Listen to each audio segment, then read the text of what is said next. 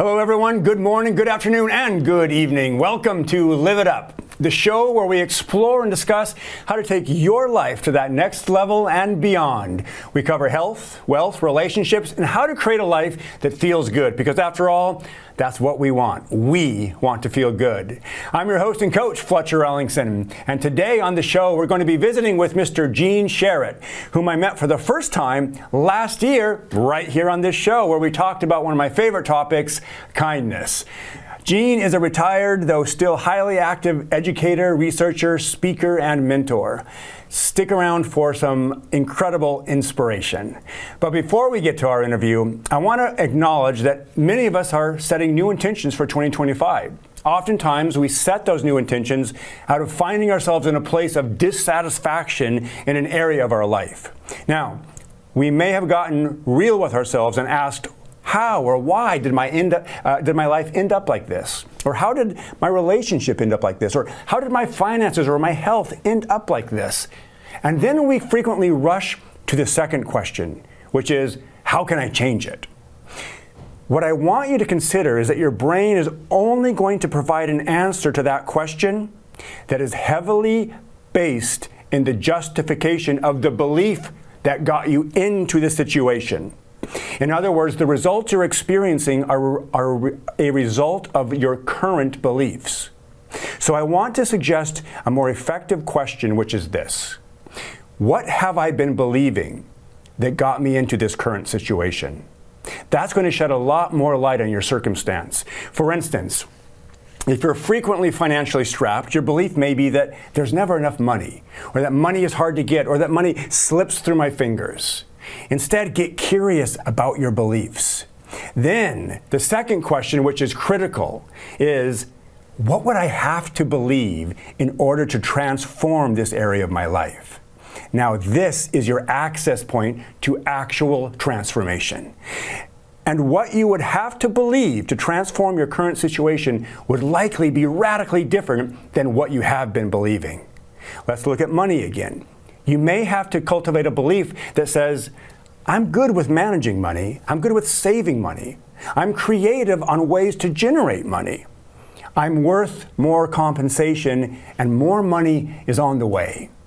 If you believe those statements, then you're going to behave differently and you're going to take different actions. You see, the results we produce in any area of our lives almost always correspond directly to what we believe. So create some feel-good beliefs. Okay, we're going to take a short commercial break and then we're going to be right back to visit with Mr. Gene Sharratt. Stay with us.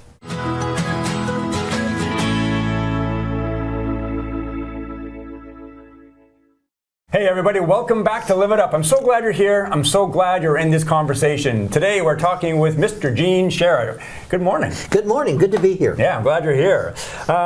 As you know, we always start off with what's going well. What are a couple wins? So what do you got to share with us today? Oh, absolutely. Well, a big win for me, of course, is being a grandparent. We have a 5-year-old and a 1.5-year-old. And what I find joy in that is I watch them grow and change and be happy people. And I watch them just enjoy each other's company as the 5 and a 1.5-year-old. I enjoy watching our son and his wife be really good parents and really focus on the kids. And I just enjoy their optimism of these young people.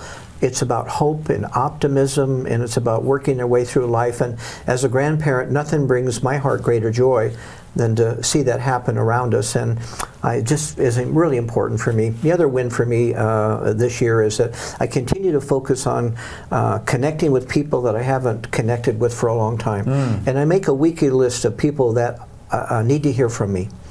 And I take the time out of my day. I've scheduled in there, I'm going to send a card, I'm going to write a letter, I'm going to make a phone call. And every single time I make that connection, the first sentence always is, thanks for thinking of me. Yes, yeah. Big wins. What a great practice. Yeah.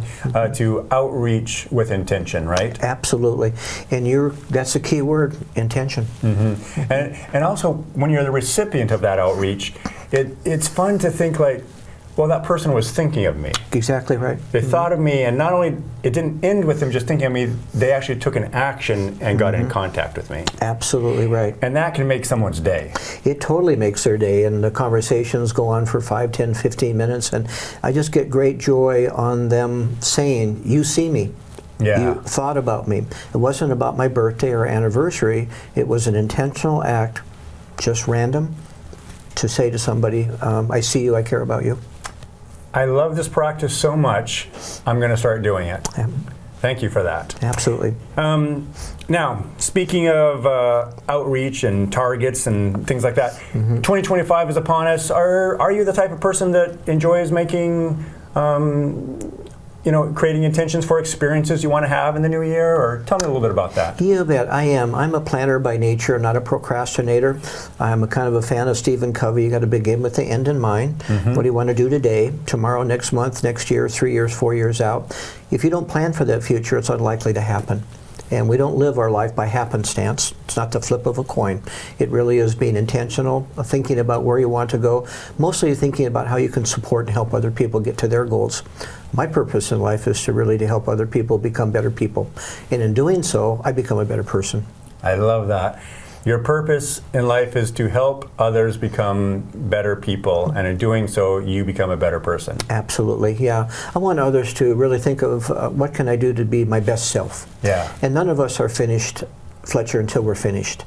We all have to run across the goal line. Yes. And not stumble, not give up on it, not fall short of it. But we have an obligation because we live within a community to support our community as much as we can. I like the word community because it ends in a 5-letter word called unity. So next time you see the word community, take a pencil and underline the word unity. There is no community without unity. There's no purpose in life without unity and connection. That is so accurate. That's a great way of looking at community. I'll think of that each time I see that word now. you're laying down such good stuff today. Well, Thank I don't you. know about that. Now, your background is in education and education research. Is that accurate? That's correct. So, and I know that our state's education system has challenges. Correct. And I know that it gets a lot of bad press. And a few weeks ago, I had Corey Kalahar on the show, and he really opened my mind to some things that I didn't know about, and challenges that our school systems face. And he also was able to shed a light on so many wonderful things happening. Share a little bit about what's going well in our state's education. Absolutely. Well, we're taking stock of the fact that during the 2 years of COVID, many of our students lost connection with one another, and they lost relationship building. Life is about relationships and connections. And when you take 2 years out of a child's educational program and not allow them to make certain connections, they lose that social ability to do that. Suddenly you thrust them back into an environment and they've lost those connections that they've been building for years and years with their friendships, and they're struggling. So we have more mental health issues for students than we've ever had before, greater discipline problems before, and they're related to the fact that we've got to come back and build connections. Schools, K-12 and all levels of education, are about relationship building and connections. The stronger the relationship a teacher has with a student, the more the student will learn. Can I interrupt for a moment? Of course. Because you're saying something so profound here. First of all, I think a lot of people think that schools are there to educate academically, and they are, for sure. But what I heard you just say is one of the most critical parts of education is building relationships and learning how to connect. That's absolutely correct. I learned early on in my teaching career that the more I connected, the less I had to correct. So the more you correct, the less you have to correct in life. That's not only true in school, but it's true if you're a leader of an organization. Are you connecting with your team? Are you honoring their voice? Because people want to know that they are seen, yes, that they are heard. And one of the most powerful things you can do to any person is to say, I see you. I see your story. I don't know it, but I want to hear your story, because we all have a story. And when you say to somebody, I see you, that's a very strong act of respect. And so in schools, yes, I taught for a long time. I was a principal, superintendent, etc., K-12 and higher education. I don't care if my students were 7 or 57, they all wanted the same thing. Do you care about me? Do you know me? What's expected of me to do well? And do you care about me as a person? And that was always my guiding star for every class I ever taught at every grade level. And I've taught first all through elementary, middle, and high, and at the college level. Everybody wants to feel connected, welcomed, and be respected. Yeah, without a doubt. I also just got an insight into something about the whole COVID thing.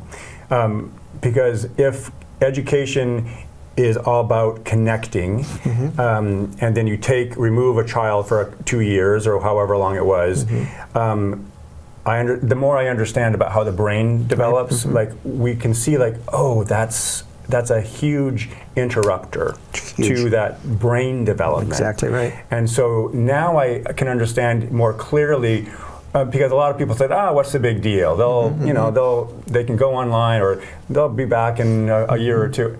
But what I'm understanding is it's critical to have that ongoing connection for that brain development. That's exactly right. We don't form a relationship with our computer 6 hours a day. There's no human interaction. The computer doesn't tell us they care about us. People do. And in school we learn how to interact with people, how to learn discipline, how to correct ourselves, how to grow personally and individually. Imagine a second or third year old, or a second grade or third grade student, 8, 9 years old, not being able to make those connections for 2 years, not develop the social skills required. School is about social development, emotional development, academic development, and they all go hand in hand. Yeah, thank you for saying that. Again, I'm playing devil's advocate in my mind as you're saying this, because I've heard so many people say, well, it shouldn't be just that, they need to be learning. But what I'm hearing is that this ability to connect, the learning to connect is so much deeper than perhaps people realize. Oh, absolutely. All levels. I don't care if you're 7 or 77. It makes a big difference. We have an epidemic of loneliness in this country, as you well know, and it's predominantly at the higher end, the upper age, and at the lower end there. And why not in the middle? Because people are working. So they tend to go to work, do things social, interact like that. But when people are lonely, they develop a sense of hopelessness. We have, in our society today, we have people not dating, not marrying, not having children, and isolationism is creeping upon people right now. So they tend to cocoon at home more than ever before. That's not good for society, because we don't learn the rules of social behavior, how to deal with conflict. And we are not a binary society. It's not right or wrong, one or two. The world is in shades of gray. We have to interact, we have to negotiate, we have to come to agreement. Those take connections on the human side. Yes, yeah, well said. We're going to take a quick break. Of course. And then we're going to be right back with this discussion, so stay with us.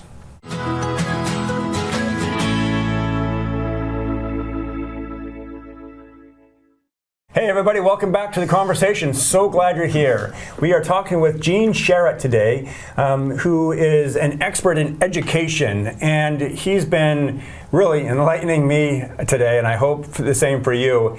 And I want to continue this conversation, but one of the things that I appreciate about Gene is that he's remarkably optimistic. Yes, I am. and that doesn't just happen by accident. Yeah.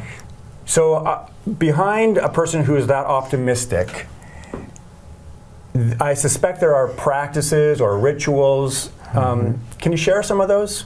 Oh, absolutely, you bet. We all come to through life with different experiences. Life is a journey, not a destination. And we tend to think of destinations when we arrive there, we're disappointed because it's not what we thought it would be. But we forget that a destination is just a route, a stopping point on the journey of life. And life is hard for all of us. It's hard daily. It's supposed to be hard. In hard work is happiness. And it's in hard work that we find the things that really bring us joy. I often encounter young people who say, well, it's hard, and things are people are throwing things at me left and right, and I say, they throw bricks at all of us, but don't throw those bricks back. Build them, use them for a foundation on success going forward, on the good things you've learned from that. Admit mistakes and failures, Forgive yourself, first of all. Forgive others, secondly. And then move forward on life's lessons. I am a person of positive affirmations. So I go through my day affirming the things that I believe to be true. I'm doing my best. I'm trying my hardest. I will make mistakes, but they won't be intentional. You know, I understand around me that people are struggling as well. What can I do to help that person get through their struggle? Life is not about me, it's about helping other people. And there are at least two kinds of people in the world. Those that come to the room and say, here I am, what do you think? Couldn't get any better. And those that walk in the room and say, there you are. Be the second person. Respond to people. Ask them to tell their story about their life. We all have a story. We all like to share our story too, the good and the bad. And the more comfortable we get with people, the more we are likely to share parts of our story that might be painful. So I really encourage myself and those that I influence around me to be kind to themselves, to be good to themselves, to use positive affirmations, whatever they might be, to know that it's a struggle for everyone, but it's in the struggle that we find happiness. Okay. Again, such good stuff here. It's in the struggle that we are going to find happiness, because it's in the struggle that we're going to experience growth and progress. That's absolutely correct. No resistance, no growth. And a favorite quote of mine is that, you know, growth and comfort can't ride the same horse. Yes, yeah. Growth and comfort cannot ride the same horse. Yeah, if you're comfortable and complacent where you are, but yet you want to grow, it's not going to happen. Resistance causes strength. Yes. Whether it be athletic or emotional or whatever. If you're not facing some resistance, you're not going to grow and grow forward. Yes. Now, I'm a big believer in affirmations. I've got plenty of them. I love them. I write them on my mirror. I write them in my journals. I share them online. Yeah. And sometimes people will say, oh, Fletcher, those don't work. I absolutely assert that they do work, and Yes. I believe that it's one of the ways we program our mind. Can you speak to that? Oh, absolutely. I completely concur with that. One of the things I liked about your book was that part of your book where affirmations are important. We have to take care of ourselves. That's not selfish. That's simply building skill sets that we go through life that we can help others, number one, because we've been through it ourselves. Number two, we could offer some counsel or options for people, not necessarily say do it and this, you'll turn out that way too. It doesn't work that way, but we offer them options going forward. I have a friend that I occasionally run with, and he's been through a lot of life struggles, but he runs with a t-shirt that says, "It's only a hill, get over it." I love it. And I love that. It's a small affirmation though. Yes, it's a hill, but I can get over it. Yeah. It's really important. And here's a runner. He struggles. He's not a good runner. I'm not a good runner. But you know what? It's so nice about that is that I see that and I say, it's only he'll get over it. I can get over it too. That's great. I like that. It's only a hill. It's only he'll get over it. Yeah. A lot of hills in life. Yeah. I didn't know that you were a runner. Yeah, not a good one. Okay. You know, I'm mostly a outdoors person. I like to cross-country ski, and I'm a hiker, climber, and I've been a climber since 1971. And people always ask, Sharratt, why do you climb these things? It's dangerous.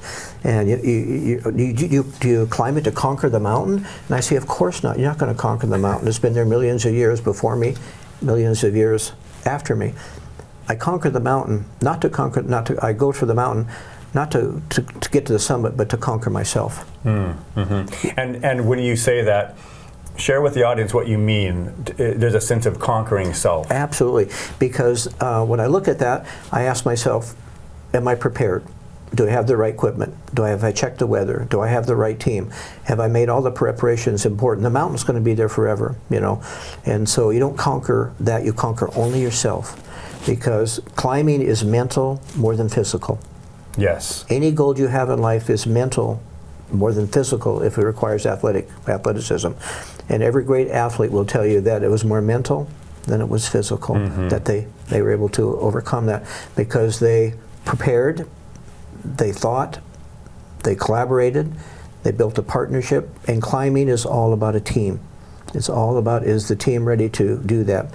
You leave the mountain and you say, I didn't conquer the mountain, but I conquered myself that day because I had these fears, but I had these aspirations. I had these challenges, but I had these opportunities. I love that. And you're big on preparation. You mentioned separation is in the preparation. Is that? The quote is, the separation is in the preparation. Yeah, separation is in the preparation. Yeah. And again, just share what that means, because when you wrote it to me in an email, and I got it, and you said it again, and I got it again at a deeper level. But can you share? Absolutely. You have to prepare for life, and you have to. People who don't prepare and expect good outcomes, it's not going to happen. Yes. Life is not happenstance. It's not a 50-50 chance. If it was, people would win the lottery half the time. Yeah. You're lucky. And so what I try to do always is prepare for today, prepare for tomorrow, and again, going back to Stephen Covey, begin with the end in mind. I try to reverse engineer my life to do the things today that'll get me to tomorrow, and be prepared to adapt. Life is about adaptability. Every plant, every tree, every flower, everything that is alive is either adapting or dying. That's true in the human nature as well. Right. We have to adapt to survive and succeed. So I'm always planning, preparing, doing. I'm not a procrastinator, and I learned long ago, the quote that's one of my favorites is that when I gave up excuses, I finally started to see success. Ooh, that's good. Yeah. Yes. You could always find a reason why not. I also like what you just mentioned. Start with the end in mind. Some people may hear that and not understand exactly what that means. Tell me what that means to you. You bet. I have a goal. I have goals out there. One of them is hiking or climbing. So I need to physically prepare. I need to have the right equipment. I have to have the right team. So I'm preparing for those things. I just don't show up one day to climb something. Right. I don't show up one day to give a presentation. Like, give a presentation on such and such. I don't walk into the room and just ad lib it. Sure. I plan it, I prepare it, I rehearse it, I get in front of the mirror. I do all the things that I have to do, so when I reach that audience, and they deserve my best. They don't deserve me just happenstancely coming in there. So I want to prepare well so I can perform well, because that's the expectation they have for them. I don't want to disappoint them. This is such good content for people to hear, because frequently when we see a seasoned professional in whatever industry, it's easy to think that, like, they're just so good they don't even have to prepare anymore. But that isn't accurate. That's not accurate at all. The best of the best do prepare, like you said. I'm looking in the mirror, I'm rehearsing, I'm talking, I'm crafting my content, I'm crafting my gestures, I'm paying attention to how I'm presenting, so I'm assured that it's going to deliver and impact the way I intend. Is that accurate? That's absolutely correct. Yeah, and that's around connections again too. What the audience wants to know more than anything else is, can I connect with this person? Is he or she like me? What experience do they have in common, and that's around your sense of that they have respect for you and the work you do. Prior to coming here, I was meeting with two people. I'm doing a keynote here the 25th this month here in town, and I met with the organizers. What's the message you want me to deliver? What style do you want? Who's coming? I ask all those questions so that when I walk up there, I have some confidence that I'm going to deliver the message that the audience would like to hear. Yeah. Outstanding. Yeah. Yes. Well, we are just about at the end of our time. Thank you so much for being on the show today. It means the world to me. It really does. Your show is extremely important, and you're touching lives all across our area here. And I just want to end by saying thank you for what you're doing. Yeah. You're making the connections. My pleasure. All right, and now it's time for you to get out there. Be a source of kindness. Be a source of contribution. You do have something to offer this world, and I believe in you.